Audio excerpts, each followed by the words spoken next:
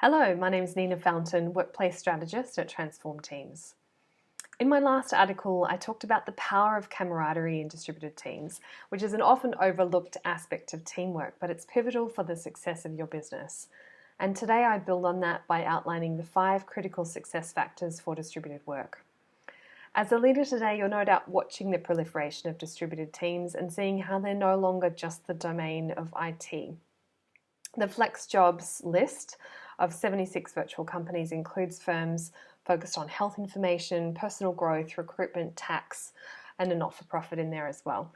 So if you need to lead a distributed team, have a look at these 5 critical success factors which are tried and tested so you can create great success for your organization. Firstly, manage according to results, not presenteeism.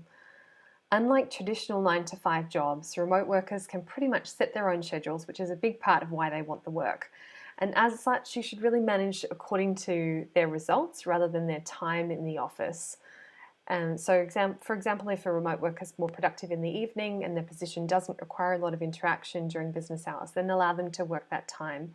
Or if you've got others who are early risers and they're known to complete a project before noon, then let them do their work during that time without unnecessary restrictions.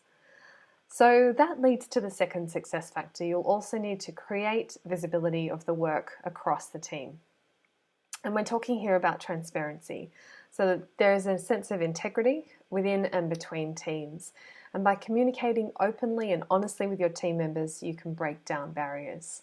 You can reinvent that silos culture and cultivate a culture where information flows freely between people and teams.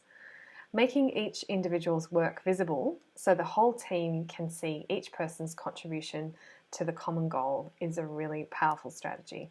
And although that transparency is often glossed over in really vague terms, the benefits are quite tangible.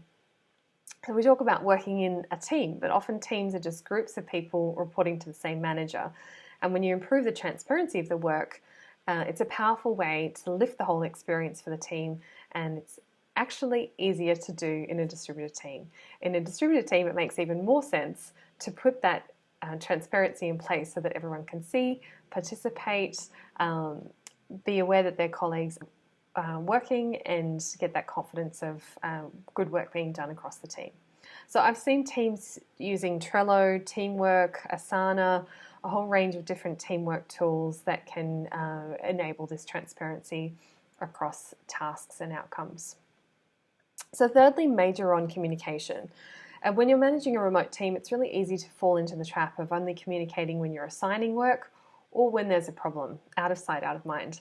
However, regular communication keeps your team in the loop and makes them feel part of that bigger picture.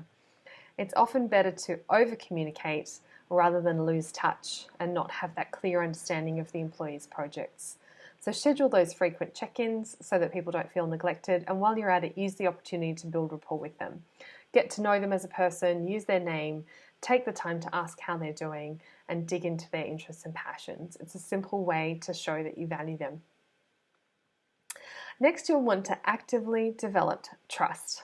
And trust is an essential building block for any successful team.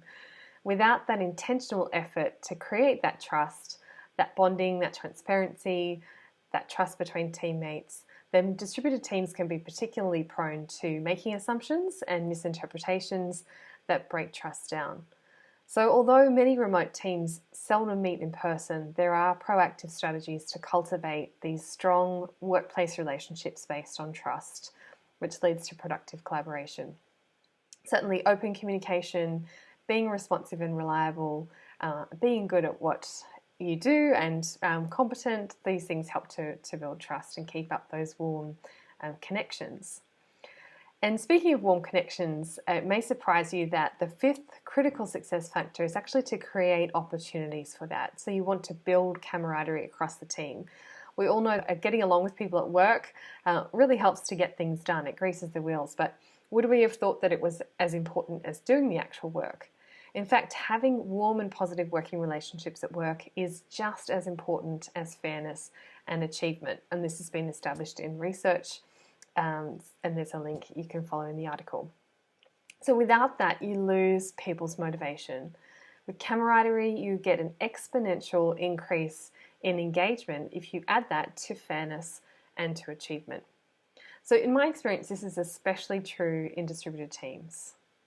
Certainly working in distributed teams and having a distributed team can have its challenges, but when managed so that people come first, the benefits to the individual, to the team, to the group, and the broader organisation can be immense. Talk soon.